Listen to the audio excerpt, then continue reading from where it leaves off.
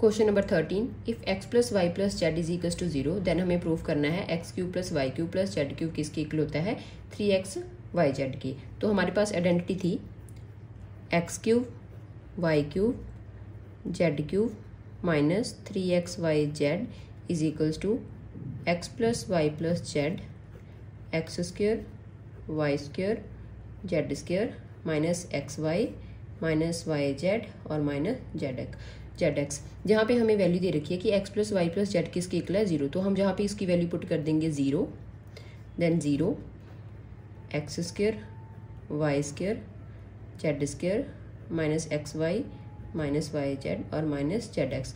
अब 0 पूरी इक्वेशन के साथ मल्टीप्लाई हो जाएगी तो आंसर आ जाएगा 0। इस साइड हमारा क्या चल रहा है X cube Y cube Z cube minus 3x Y Z. हमें प्रूफ क्या करना है X cube plus Y cube plus Z cube is equal to 3x Y Z. तो हम एक्स वाई जेड क्यूब क्या करेंगे दूसरी साइड ले आएंगे, then X cube plus Y cube plus Z cube is equals to, ये minus का था इधर आके क्या हो जाएगा प्लस का हो जाएगा, तो हो गया वेरीफाई। तो लिख देंगे left hand side is equals to right hand side और हेंस वेरीफाई।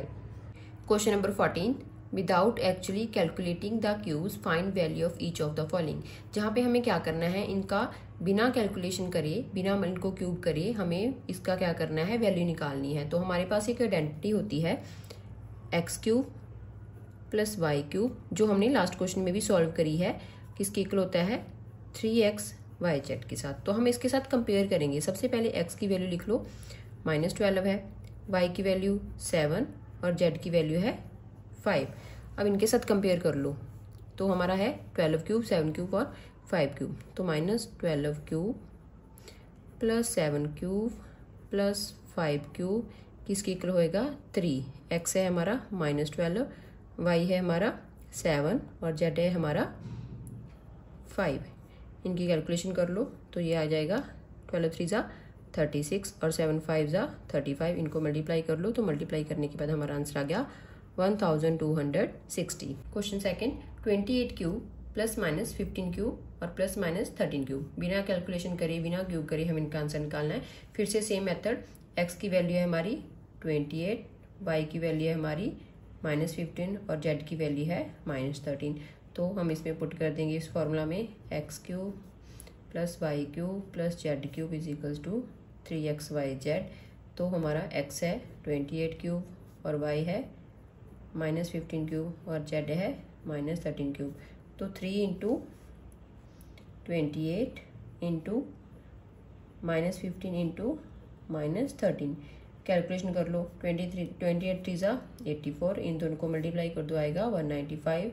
कैलकुलेशन करने के बाद आपका आंसर आ जाएगा 16,380। Question number 15, give possible expressions for the length and breadth of the each of the following rectangle in which their areas are given. हमें जहाँ पे क्या करना है इनके पॉसिबल एक्सप्रेशंस बताने हैं लेंथ और ब्रेड्थ के, और आपको जहाँ पे रेक्टेंगल का एरिया गिवन है। सबसे पहले हम जहाँ पे क्या करेंगे मिडिल स्प्लिटिंग टर्म के अकॉर्डिंग सम और प्रोडक्ट देख लेंगे। क्या है सम, क्या है हमारा -35 और हमारा प्रोडक्ट आना चाहिए 25 इंटू 12 300। तो मिडिल स्प्लिटिंग टर्म लगा दो। तो कौन से दो नंबर होते हैं जिनको ब्रेक करके जिनको प्लस माइनस करके 35 आए और मल्टीप्लाई करके 300 आए। तो हमारे दो नंबर्स हैं 15A और 20A।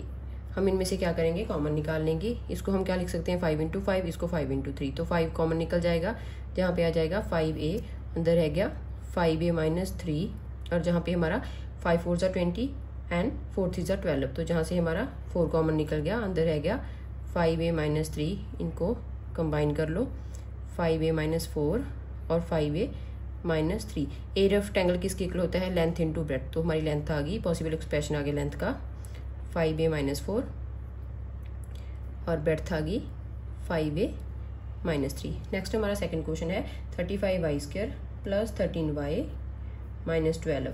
जहाँ पे हमारा सम कितना आना चाहिए 13 और हमारा प्रोडक्ट आना चाहिए -420। इन दोनों को मल्टीप्लाई करके हमारे कौन से दो नंबर होते हैं -15y प्लस 28y। 28 में से 15 माइनस करोगे 13 आएगा और मल्टीप्लाई करोगे 420 आएगा। इनमें से कॉमन निकाल लेंगे, इसको हम लिख सकते हैं 5 इंटू 7, इसको लिख सकते हैं 5 इंटू 3, तो 5 दोनों में से कॉमन निकल जाएगा और साथ में आ जाएगा y, तो अंदर रह गया 7y माइनस 3, 7 4 ज़ा 28 और 4 3 ज़ा 12, दोनों में से 4 कॉमन निकल जाएगा, अंदर रह जाएगा 7y माइनस 3, तो उसके बाद फिर 5y माइनस प्लस 4 आ गया और 7y माइनस 3। एरिया किसके इक्वल होता है? लेंथ इंटू ब्रेड्थ, तो पॉसिबल एक्सप्रेशन फॉर लेंथ क्या आएगा?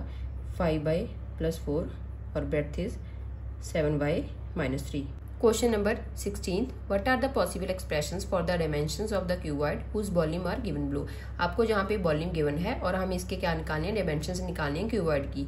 तो डायमेंशंस क्या होती हैं? लेंथ, ब्रेड्थ और हाइट। तो हम सबसे पहले क्या करेंगे? लिख लेंगे volume is equals to 3x² minus 12x, तो इधर से क्या कॉमन निकल जाएगा? 3x, अंदर रह जाएगा x माइनस 4। तो वॉल्यूम का फॉर्मूला होता है length into breadth into height. Compare कर लो तो हमारी पॉसिबल लेंथ क्या आ जाएगी? 3 और ब्रेड्थ क्या आ जाएगी? x और हाइट आ जाएगी x माइनस 4। नेक्स्ट हमारा second question 12k² plus 8k minus 20k, तो इसको हम लिख सकते हैं 4 इंटू 3 और इसको 4 इंटू 2 और इसको 4 इंटू 5। सभी में से 4 कॉमन निकल जाएगा और साथ में जहाँ पे भी k है, जहाँ पे भी k और जहाँ पे भी k, तो कॉमन निकल गया 4k, अंदर रह गया 3y² प्लस 2y माइनस 5। तो सम हमारा 2 आना चाहिए, प्रोडक्ट हमारा माइनस 15।